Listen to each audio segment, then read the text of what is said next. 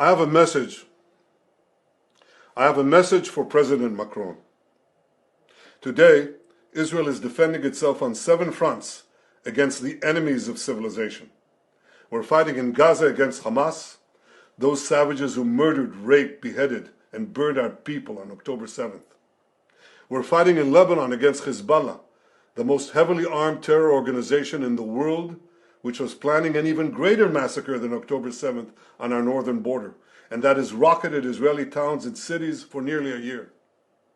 We're fighting against the Houthis in Yemen and the Shiite militias in Iraq and Syria that together have launched hundreds of drones and missile attacks against Israel.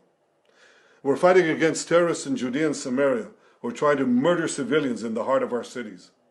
And we're fighting against Iran, which last week fired over 200 ballistic missiles directly at Israel, and which stands behind the 7-front war against Israel.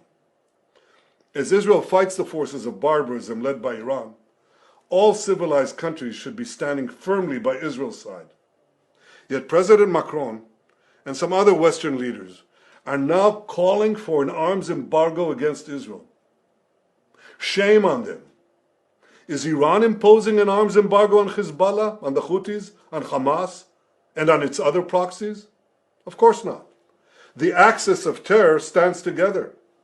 But countries who supposedly oppose this terror axis call for an arms embargo on Israel. What a disgrace. Well, let me tell you this. Israel will win with or without their support. But their shame will continue long after the war is won.